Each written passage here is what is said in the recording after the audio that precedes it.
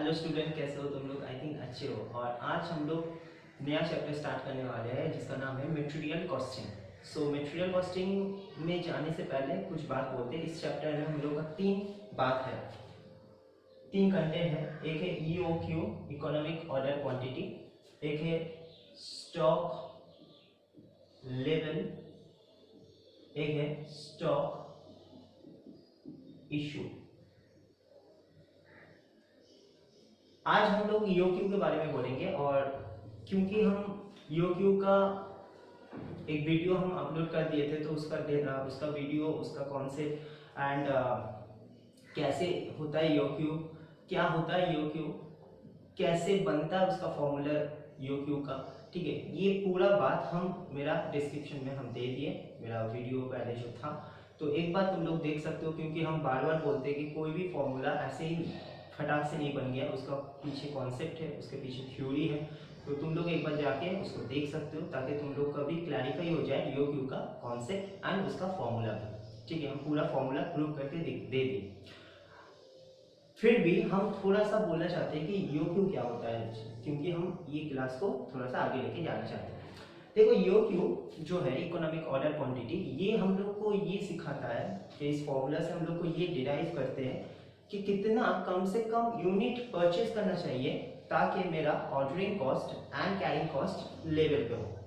Carrying cost का मतलब होता है कि हम लोग जो कैरी करते हैं गुड्स को, वो नहीं, यानी कि जो हम लोग कैरी चार्जेस, फ्रेट चार्जेस जो हम लोग पे करते हैं, वो नहीं।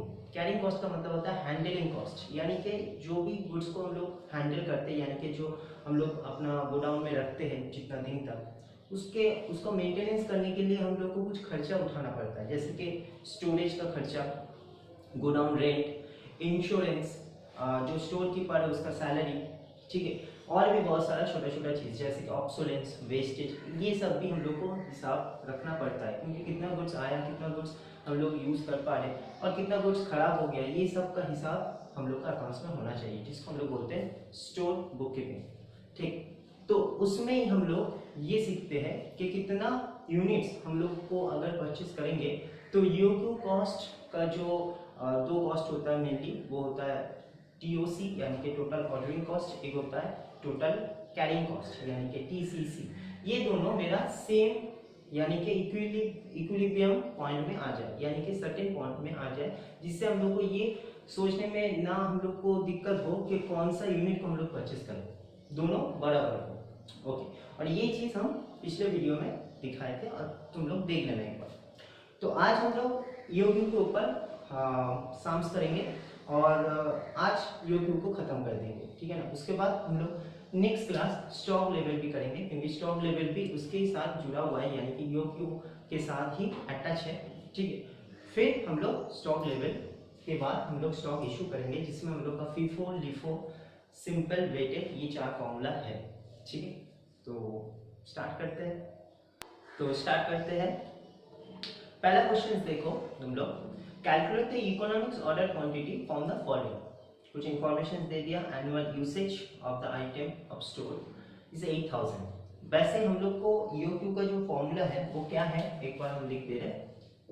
EOQ का फॉर्मूला है √2AO बाई CM। बस इतना ही फॉर्मूला है हम लोग का, एक छोटा सा फॉर्मूला, ठीक है।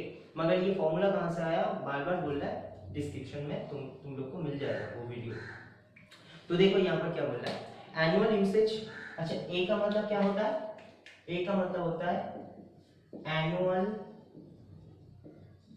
Annual consumption.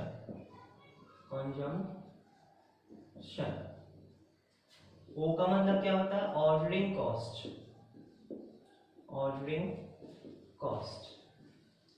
सी का मतलब क्या होता है, सी का मतलब होता है कॉस्ट पर यूनिट, यानी कि एक यूनिट परचेज करने के लिए कितना मुझको कॉस्ट बियर करना पड़ता है। एंड CI का मतलब होता है कैरिंग कॉस्ट पर यूनिट। बस इतना ही हम लोग को लगता है। तो देखो, पहले जो हम लोग को दिया है एनुअल यूसेज, वो हम लोग का ए को डिनोटेट करता है, ए फॉर एनुअल यूसेज। तो यहाँ पर हम लोग लिख सकते हैं 8000 यूनिट्स, दूसरा cost of placing one order, यानी कि एक ऑर्डर देने के लिए हम लोग को कितना खर्चा उठाना पड़ता है, that is my ordering cost ₹30। Cost purchase price per unit, यानी कि एक आइटम के एक यूनिट परचेज करने के लिए मुझको कितना कॉस्ट बियर करना पड़ता है, तो ₹15, यानी कि 15 रुपए करके एक कॉस्ट का लगता है। और cost of carrying 1 unit of stock for year, यानी कि यहाँ पर ₹15 का 20% मेरा खर्चा होता है कैरिंग कॉस्ट के लिए, यानी कि उसको मेंटेनेंस कॉस्ट भी क्या हैंडलिंग कॉस्ट भी हम लोग बोल सकते हैं, यानी कि 3 रुपये। तो बस हम लोग को सब कुछ मिल गया। अब जस्ट फॉर्मूला में पुट कर दो, 2 तो 2 ही रहेगा, A is 8000, O was 30, root के अंदर रहेगा, डिवाइडेड ₹3। तो कितना हो रहा है देखो, 3 तुम लोग काट सकते हो, यानी कि 2 into 8000 into 10 भी कर सकते हो, क्योंकि ये 10 हो जाएगा ना 3 से काटने के लिए। तो उसके बाद कितना बच रहा है, 2 into 8000 into 10, यानी कि 1,60,000। तो 1,60,000 विद इन रूट, अब इसका रूट मार दो तो 400 यूनिट्स तुम लोग का आ जाएगा। तो 400 यूनिट्स अगर हम लोग परचेज करते हैं तो मेरा ordering cost and also carrying cost मेरा सेम रहेगा। चलो इसका भी हम प्रूव करके दिखा दें, क्योंकि तुम लोग को ये क्वेश्चंस भी आता है कि total ordering cost and carrying cost कितना होगा। तो यहाँ पर TOC लिखो, TOC का फुल फॉर्म है total ordering cost. Total ordering cost का फॉर्मूला है A/Q, यानी कि total annual usage divided quantity, यानी कि अगर हम लोग जैसे कि 8000 यूनिट हम लोग को दरकार है पूरा साल भर, और 400 करके यूनिट हम लोग एट ए टाइम परचेस करते हैं, तो साल में हमको कितना बार खरीदना पड़ेगा। अगर 8000 यूनिट हमको चाहिए पूरा साल में और 400 करके यूनिट हम लोग परचेस करते हर टाइम पे, तो कितना हमको खरीदना पड़ेगा, 8000 डिवाइडेड 400, यानी कि 20 टाइम्स। तो 20 टाइम्स एक बार में कितना खर्चा होता है, एक बार में मेरा ऑर्डरिंग कॉस्ट, यानी कि ऑर्डर देने के लिए मुझको ₹30 लगता है, सही है। तो अगर एक बार में मुझको ₹30 लगता है, तो हमको कितना बार खरीदना पड़ रहा है, वो 8000 खरीदने के लिए साल में 20 बार, यानी कि 20 टाइम्स। तो फॉर्मूला क्या हुआ, A/Q into O, यानी कि A कितना 8000 डिवाइडेड Q कितना 400 मल्टीप्लाई ऑफ ₹30। तो देखो कितना आ जाएगा, 600 आ जाएगा ना।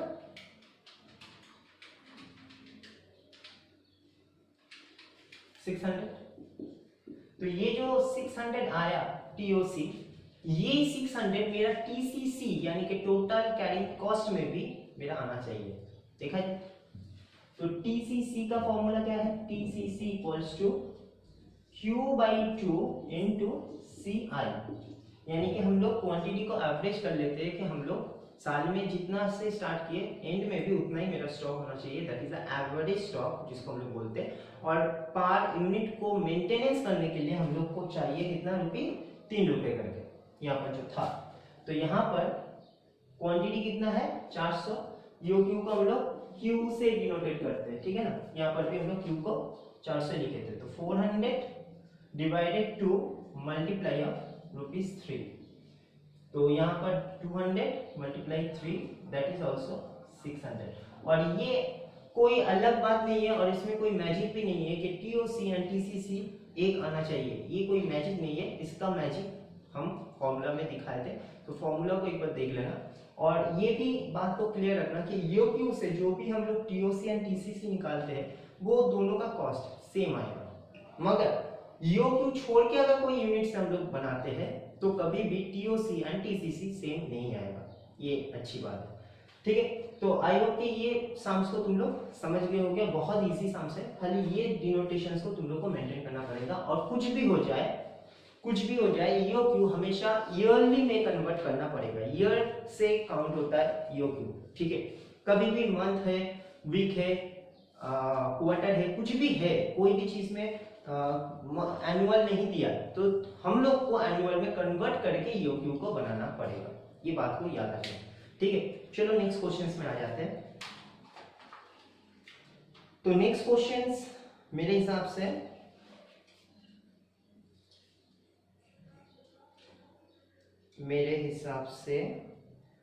क्वेश्चन नंबर 6, ठीक है, क्वेश्चन नंबर 6 एक बार पढ़ ले। तो क्या बोला है, ST limited furnish the following data, consumption जो नीचे में दिया है, कंजम्पशन 300 पर क्वार्टर, मतलब 3 महीना करके साल में क्वार्टर होता है, यानी कि साल में अगर 3 महीना का क्वार्टर है तो साल में कितना बार परचेस करना पड़ेगा, 4 टाइम्स, यानी कि एक क्वार्टर में वो 300 यूनिट खरीदता है तो साल में कितना बार उसको खरीदना पड़ेगा, 4 बार। तो ऑब्वियसली इसको भी हमको एनम में कन्वर्ट करना पड़ेगा, क्योंकि हम पहले ही बोल दिए कि यूक्यू में जो एनुअल यूसेज होता है वो एनुअल यानी कि एनम के हिसाब से होता है, साल के हिसाब से होता है, क्वार्टर, मंथ, वीक के हिसाब से, डे के हिसाब से नहीं होता है।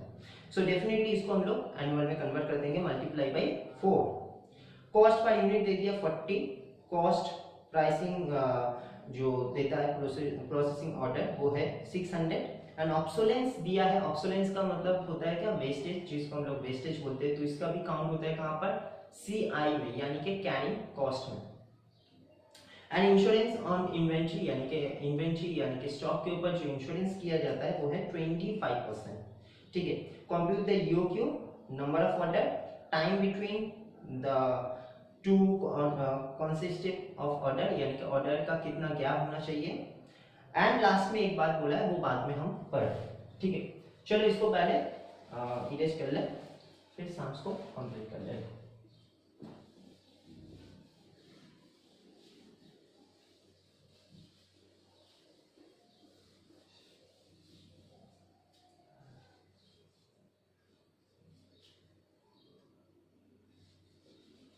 Okay, so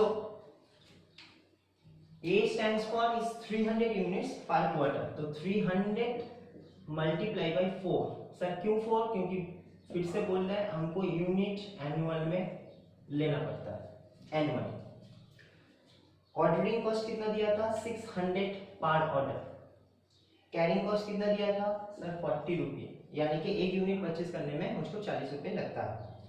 कैरिंग कॉस्ट में डायरेक्ट 1% तो नहीं दिया है, 2% दिया है, 2 दे, 3 दे, 4 दे, जितना भी परसेंटेज दे वो सब परसेंटेज को ऐड कर दो एंड सी के ऊपर चार्ज कर दो, यानी कि 40 रुपीज 40 मल्टीप्लाई ब्रैकेट के अंदर में 15% प्लस 25%, ठीक है। यानी कि ये ऑब्सोलेंस के लिए खर्चा हुआ और ये इंश्योरेंस के लिए खर्चा हुआ, मगर खर्चा किसके ऊपर करते हैं, जितना हम, मेरा कॉस्ट है पर यूनिट, तो मेरा 40 रुपये कॉस्ट है, और ये दोनों परसेंटेज को ऐड कर दो तो 40% आता है 40%, तो 40% ऑफ 40% ऑफ 40 यानी कि कितना आता है 16 रुपये, 16 रुपये आता है।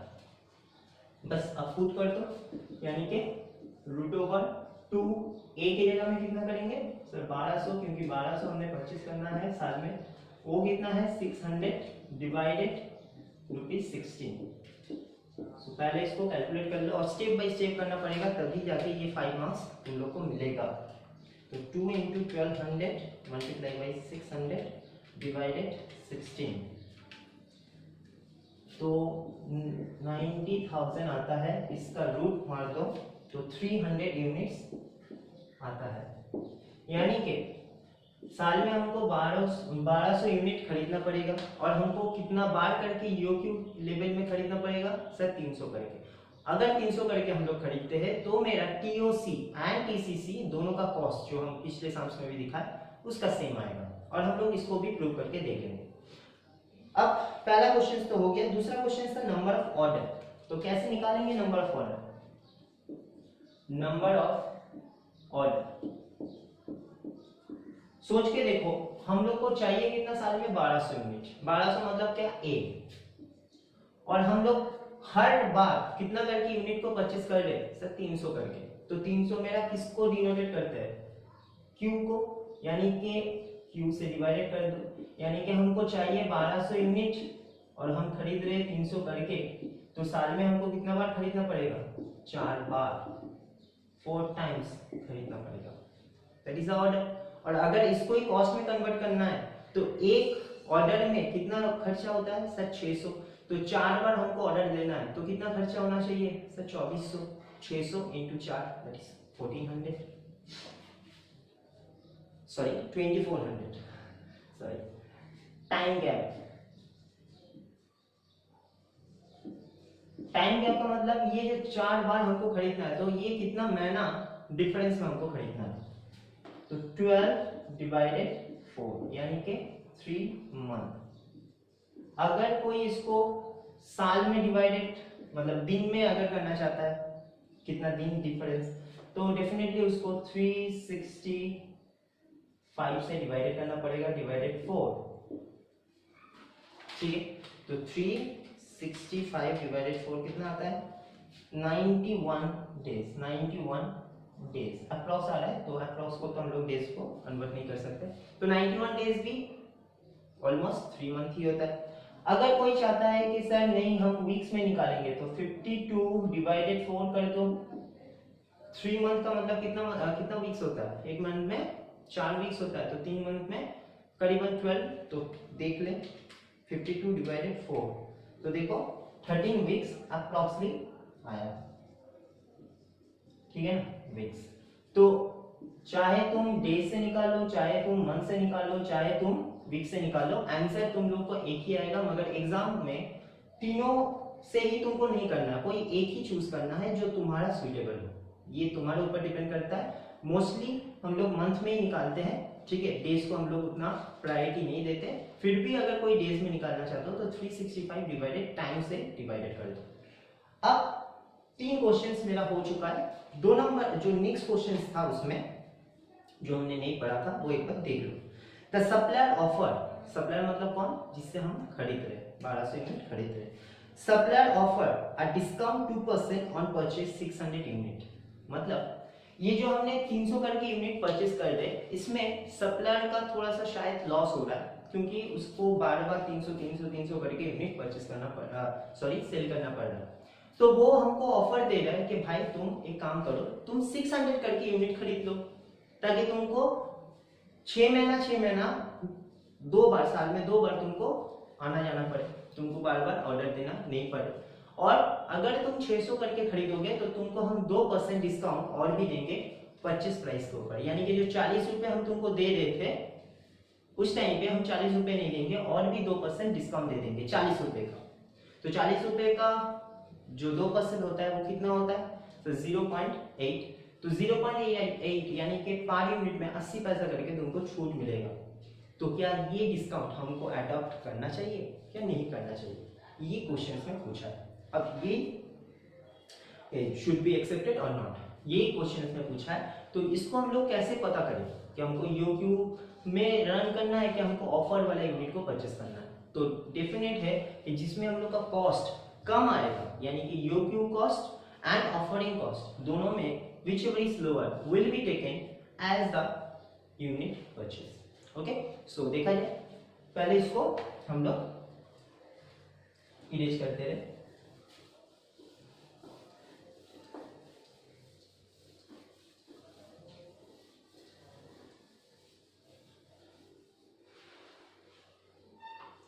इस केस में हमको 2 बार कैलकुलेशंस करना है,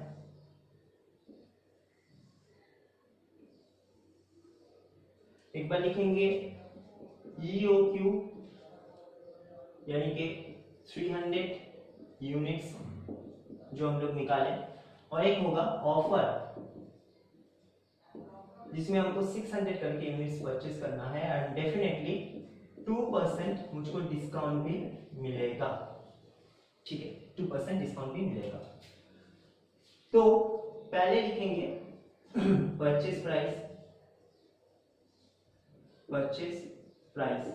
यानी कि परचेस कितना हम लोग कर रहे हैं वो मेन कॉस्ट है, तो परचेस प्राइस का फॉर्मूला जो है वो ऐसा है A इंटू सी, क्यों, क्योंकि हमको एक यूनिट खरीदने के लिए C कितना यानी कि कॉस्ट कितना पड़ रहा है 40 रुपए, तो मुझको 1200 यूनिट खरीदना है तो कॉस्ट कितना पड़ेगा 48,000 यूनिट्स, सो 1200 इंटू ₹40, हम ब्रैकेट में भी दिखा दे रहे हैं। तो यहाँ पर कितना आ जाएगा 48,000। और इसमें भी हमको 1200 ही खरीदना है क्योंकि हमको तो रिक्वायरमेंट है 1200। हम 600 करके बार बार खरीदेंगे डेफिनेट, मगर हमको रिक्वायरमेंट है, साल में रिक्वायरमेंट है तो मुझको 1200। तो यहाँ पर भी मेरा 1200 इंटू 40 रुपये लगेगा, मगर इस बार हम जब खरीदने जाएंगे तब मुझको 2% डिस्काउंट भी मिलेगा। तो डेफिनेट है इंटू 98%, यानी कि 2% डिस्काउंट हो गया। तो मुझको पेमेंट कितना करना पड़ेगा 98%। तुम लोग चाहे तो 2% निकाल के माइनस भी कर सकते हो, तुम्हारे ऊपर डिपेंड करता है। डिस्काउंट मतलब छूट मिल रहा है। तो देखो कितना मिल रहा है 47,040 रुपीज तुमको पड़ेगा, जहां पर हम लोग को पड़ रहा था 48,000। कुछ कम हुआ, डिस्काउंट मिला। अब हमको क्या करना है, add TOC, total ordering cost निकालना। तो फॉर्मूला क्या था, A/Q मल्टीप्लाई ऑफ O। तो इस केस में A कितना सर 1200 डिवाइडेड Q कितना, Q मतलब EOQ तो 300 है, मल्टीप्लाई ऑफ O कितना था देख सकते हो तुम लोग यहाँ पर भी 600, यहाँ पर 600। तो कितना हो रहा है बोलो 2400 हम लोग निकाल दिए थे ना, बातों बातों में हम लोग बात कर रहे थे। यहाँ पर क्या होगा, यहाँ पर A तो होगा सर 1200, मगर Q यहाँ पर 300 नहीं होगा 600, क्योंकि यहाँ पर हम लोग 600 करके यूनिट परचेस कर रहे हैं, मल्टीप्लाई ऑफ ₹600, क्योंकि O था 600। तो काट दो तो यहाँ पर 1200 होता है।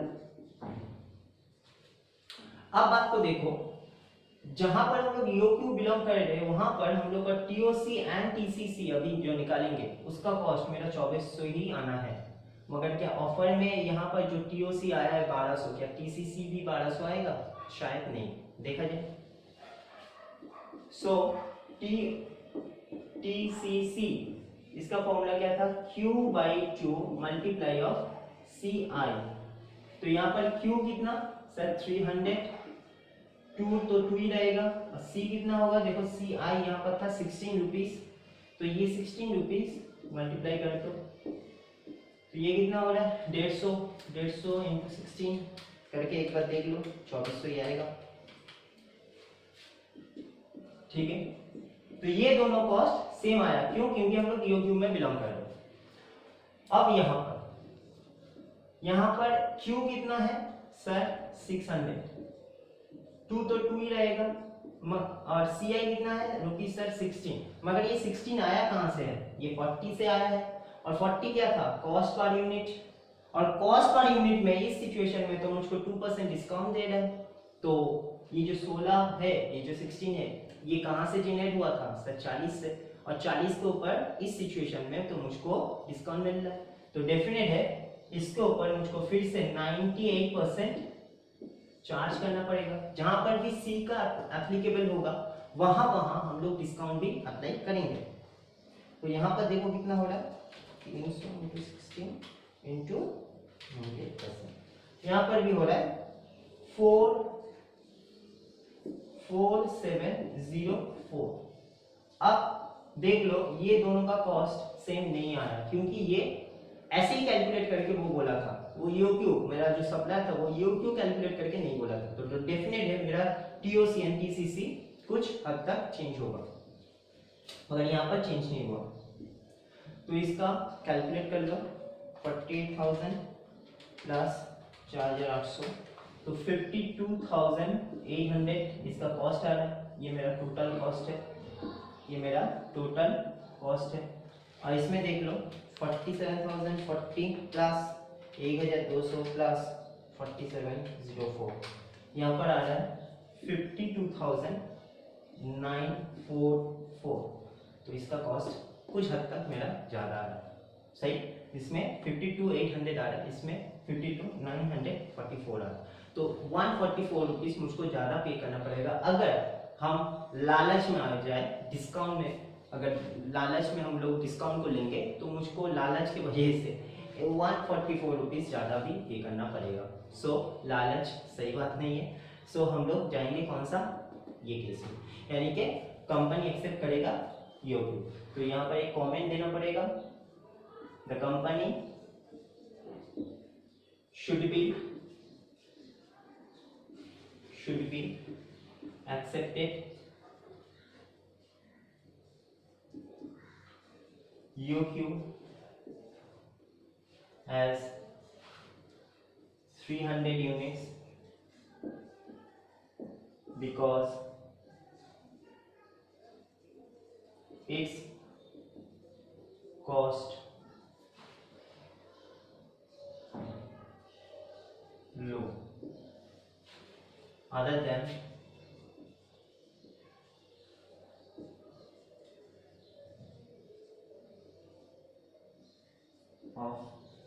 offering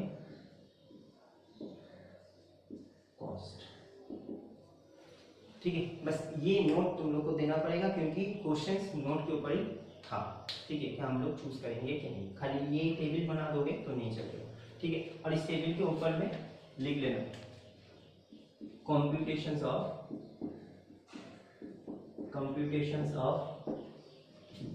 total cost। ठीक है, बस इतना। चलो नेक्स्ट क्वेश्चंस में आते हैं। अब इसके बाद जो भी क्वेश्चंस तुम लोग को मिलेगा मोस्टली ऐसे ही मिलेगा। ये जो नॉर्मल क्वेश्चंस था उससे थोड़ा सा अलग था। नॉर्मल क्वेश्चंस पहले बनाना पड़ेगा, फिर टीओसी कॉस्ट निकालना पड़ेगा। ठीक है, आई होप कि तुम लोग को प्रॉब्लम उतना नहीं होगा। ओके, नाउ नेक्स्ट एक क्वेश्चंस बना ले, उसके बाद हम लोग ईओक्यू को खत्म कर देंगे। आई होप कि उसके बाद तुम लोग का और कोई डाउट नहीं रहेगा। ठीक है, चलो। Okay, so next questions and last questions.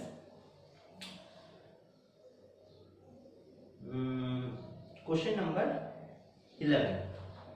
Question number 11 में देखो क्या बोल रहा है, from the following data calculate the best quantity to be order. कौन सा बेस्ट क्वांटिटी होगा उसको हम लोग ऑर्डर देंगे। यहाँ पर ईओक्यू तो बोला नहीं है, मगर हम लोग बेस्ट क्वांटिटी का मतलब यही समझते हैं कि हम लोग का जहाँ पर कॉस्ट कम हो, क्योंकि सब्जेक्ट हम लोग कॉस्ट का कर रहे हैं तो डेफिनेट है कि हम लोग ये तो सोचेंगे कि जहाँ पर मेरा कॉस्ट कम हो रहा है वही यूनिट को हम लोग अडॉप्ट करेंगे और वही मेरे लिए बेस्ट क्वांटिटी होगा। सो यहाँ पर देखो कुछ स्टैटिस्टिक्स के जैसा दिया है, लेस देन 250। अगर हम लोग 250 यूनिट से कम खरीदते हैं तो मुझको प्राइस देना पड़ेगा पर यूनिट में कितना, 10 रुपये। 250 से अगर 800 यूनिट्स तक हम लोग खरीदते हैं तो हम लोग को प्राइस देना पड़ेगा पर यूनिट में 9 रुपये 60, यानी कि 9 रुपये 60 पैसा। 800 से अगर 2000 यूनिट को अगर हम लोग परचेस करते हैं तो 9 रुपये 40। 2000 से 4000 तक अगर खरीदेंगे तो 9 रुपये 20, और अगर 4000 के ऊपर खरीदते हैं तो 9 रुपये। तो यहाँ पर सिंपल एक लॉजिक है कि जब जब हम लोग यूनिट को परचेस ज़्यादा कर रहे हैं तब तक मेरा कॉस्ट पर यूनिट कम होता है। और ये लॉजिक हम लोग भी यूज़ करते हैं, कहीं पे भी हम लोग बुक्स खरीदने जाते हैं कि कहीं पे भी कुछ खरीदने जाते हैं तो अगर हम लोग बल्क परचेस करते हैं, बहुत ज़्यादा परचेस करते हैं तो डेफिनेट है कि कॉस्ट पर यूनिट तो मेरा थोड़ा सा रिड्यूस होगा।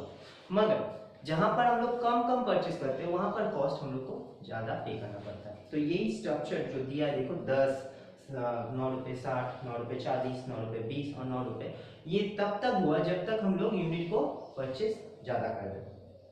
नीचे में क्या बोला है, द एनुअल रिक्वायरमेंट, यानी कि साल में हम लोग को परचेस करना पड़ता है, यानी कि हम लोग को दरकार होता है 4000 unit. Stock holding cost, holding cost मतलब होता है carrying cost. So stock holding cost is 20% and average on the inventory value. ये हम लोग को भी पता है कि कॉस्ट पर यूनिट के हम लोग को ऊपर 20% चार्ज करना पड़ता है, that is the handling cost. और ordering cost per order is 100। तो ये जो 20% है, ये जो 4000 है, और ये जो कॉस्ट पर ऑर्डर जो मेरा 100 रुपये है, ये कोई भी केस में चेंजेस नहीं होगा। क्यों? क्योंकि पर ऑर्डर फिक्स रहता है, कॉस्ट पर यूनिट अलग होता है, मगर कैरिंग कॉस्ट का जो परसेंटेज होता है वो हम लोग का फिक्स रहता है। और हम लोग जो एनुअल रिक्वायरमेंट चाहिए, जो हम लोग एनुअली प्रोडक्शंस करेंगे, वो भी हम लोग को पहले से पता होना चाहिए। तो डेफिनेट है कि ये तीन चीज तो हम लोग को सेम रहेगा, मगर जो चेंजेस होगा ईच केस में वो होगा CPU, कॉस्ट पर यूनिट। ठीक है, तो यहाँ पर हमने 5 कॉलम को ड्रॉ किए क्योंकि 5 केस बन रहा है। जो यहाँ पर पहला केस दिया है कि 250 से लेस देन लो, तो अब तुम लोग 249 भी ले सकते हो, 248 भी ले सकते हो, इवन के 10 यूनिट्स भी ले सकते हो, इवन के 200 यूनिट्स भी ले सकते हो, या इवन के तुम लोग 240 भी ले सकते हो। सो डेफिनेट है कि यहाँ पर फिक्स तो कुछ नहीं दिया है, तो ऑब्वियस का बात होगा कि कोई ना कोई अलग अलग रेंज तक ही रखेगा। कोई ले सकता है 200, कोई ले सकता है 180, कोई ले सकता है 220, कोई ले सकता है 240, कोई ले सकता है 249। तो मेरा मानना ये है कि हमेशा यूनिट जो भी तुम लोग रेंज को सिलेक्ट करोगे वो तुम लोग का अप्रॉक्स नहीं होना चाहिए। अप्रॉक्स का मतलब जैसे कि 230, ठीक है ना, 249, 245 ऐसा नहीं होना चाहिए। 200, 220 ये रेंज लोगे तो तुम लोग का कैलकुलेशंस में थोड़ा सा इजी होगा, नहीं तो अप्रॉक्स आता रहेगा, वो कोई बड़ी बात नहीं होगा, कैलकुलेटर तो है ही,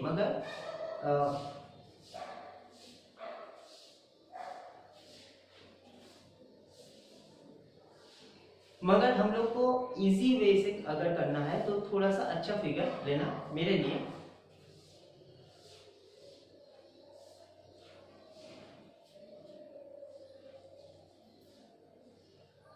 मगर अगर हम लोग को इजी वे से करना है तो हम लोग को अच्छा होगा कि अच्छा फिगर हम लोग कंप्लीट फिगर ले लें, यानी कि अप्रॉक्स को छोड़ के इजी फिगर को एडॉप्ट करें।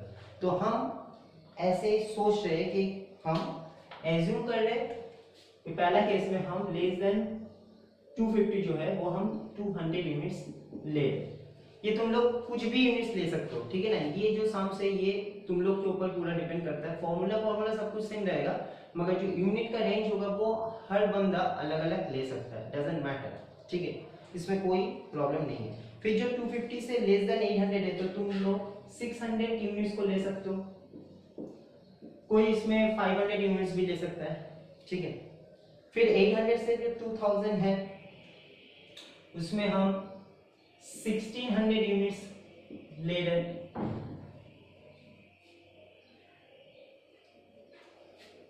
फिर 2000 से 4000 तो हम 2500 यूनिट्स ले रहे हैं।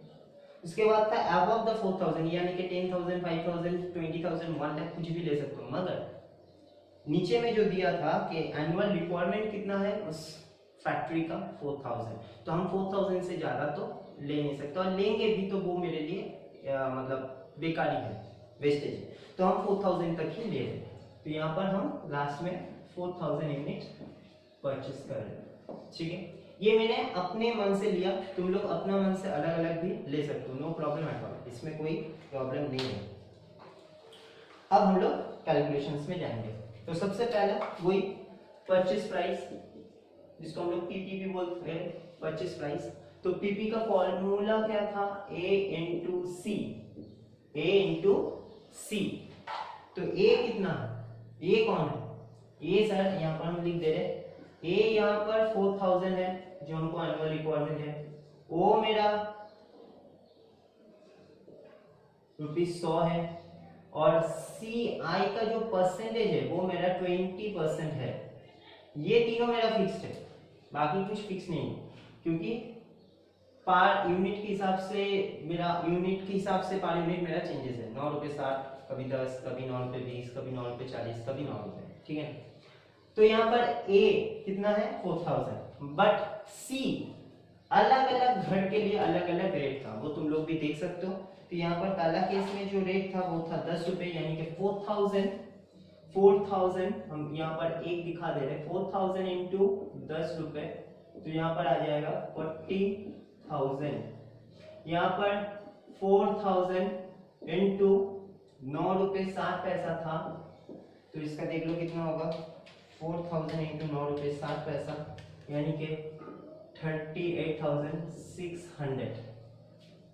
यहाँ पर था 4000 इंटू 9 रुपए 40 पैसा, तो 4000 इंटू 9 रुपए 40 पैसा, यानी कि 37,600। यहाँ पर था 4000 इंटू 9 रुपए 20 पैसा, तो 4000 इंटू 9 रुपए 20 पैसा, 36,800 और यहाँ पर था लास्ट में 9 रुपए, तो 4,000 इंटू 9 रुपए तो आता है 36,000। ठीक है, ये हमने दिखा लिया। तुम लोग इसको बार बार दिखा भी सकते हो, नहीं भी दिखा सकते हो। फिर सर टीओसी होता है, तो टीओसी का फॉर्मूला क्या था, ए बाई क्यू इंटू ओ। 3 बार हम बोल दिए क्यों फॉर्मूला बनता है। तो ए कितना सर 4,000, हम यहाँ पर दिखा दे रहे हैं 4,000। क्यू कितना, क्यू होता है ये सब, ये जो हमने लिया 200, 600, 1600, 1500, 2500 एंड 4,000, ये सब मेरा यूनिट्स है। सो क्वांटिटी इसके हिसाब से कितना होगा 200। ओ कितना है सर 100 रुपए,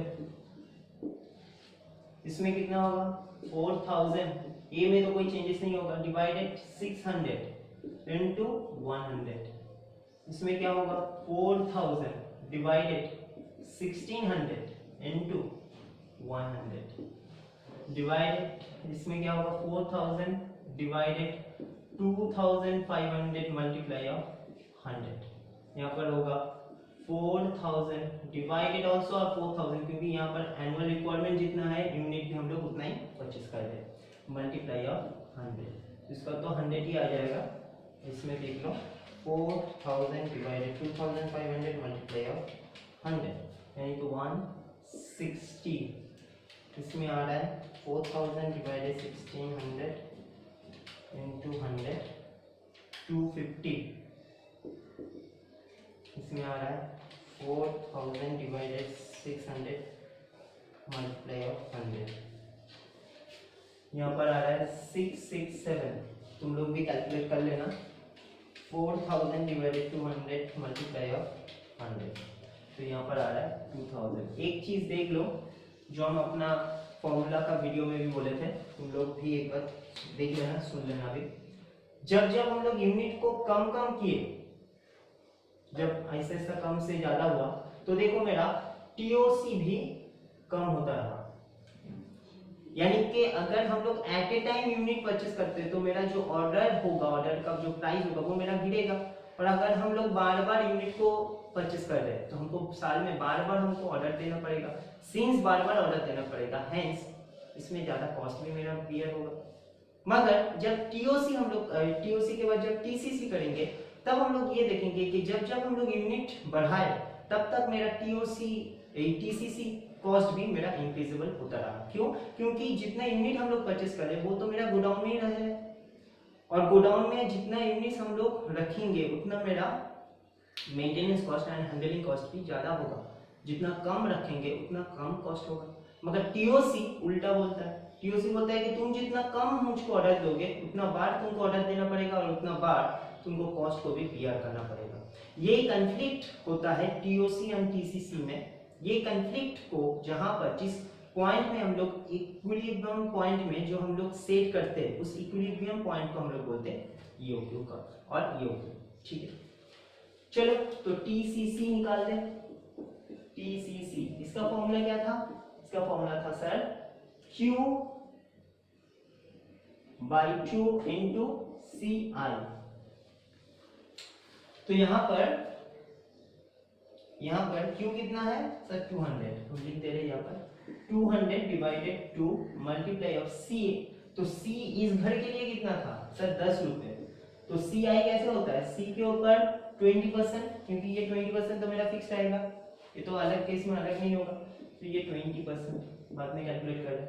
इसका क्या होगा सर 600 डिवाइडेड 2 मल्टीप्लाई ऑफ 9 रुपए 7 पैसा था, देख लो सी इसका, इनटू उसके ऊपर 20%। इसका सर 1600 डिवाइडेड 2 इंटू 9 रुपए 40 पैसा इंटू 20%।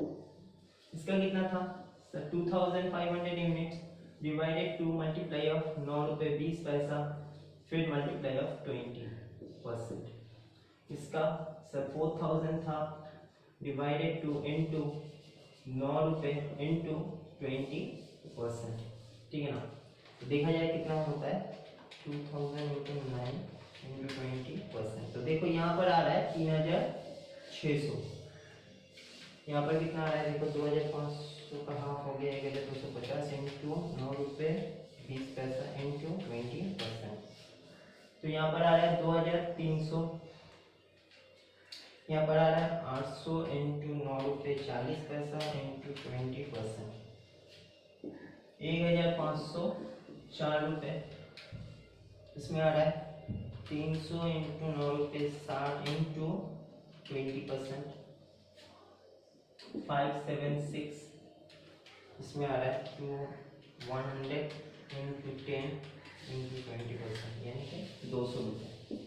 तो एक चीज देख लो तुम लोग, सवाल तो कंप्लीट हो गया, खाली इसको कॉस्ट निकालेंगे। जब जब यूनिट कम कम था तब तब मेरा कॉस्ट भी कम होता रहा, जब जब यूनिट को हम बढ़ाए तब देखो कॉस्ट को बढ़ता गया।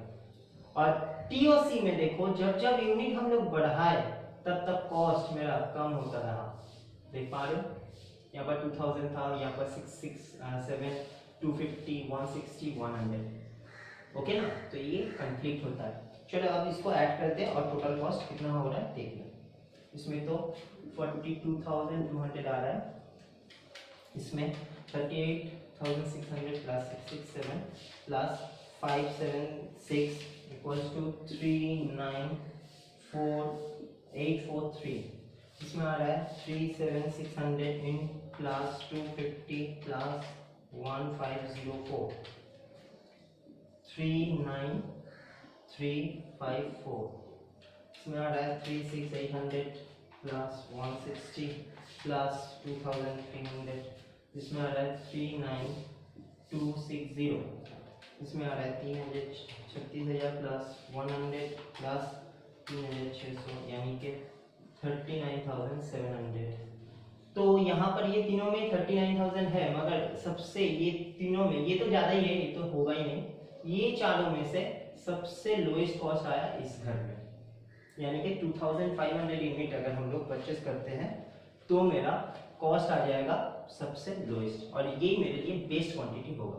तो हम लोग को एक छोटा सा नोट्स देना पड़ेगा, the best quantity is 2500 units because its cost lower from other। ठीक है, बस इतना ही हम लोग को देना है, और ये नोट्स हम लोग को मेंशन करना पड़ेगा। ये नोट्स नहीं लोगे तो ये क्वेश्चंस का जो आंसर है वो अधूरा रह जाएगा। ठीक है, आई होप तुम लोग समझ गए होगे। और ईओक्यू बहुत ज़्यादा इजी है, मगर बार बार बोल रहा है, इसको एक बार घर पे कर लो, प्रैक्टिस कर लो तो खत्म हो जाएगा। नेक्स्ट दिन हम लोग स्टॉक लेवल जो है नेक्स्ट पार्ट उसका हम लोग स्टार्ट करेंगे, एंड डेफिनेटली उसको भी उस दिन खत्म कर देंगे। तब तक के लिए बाय।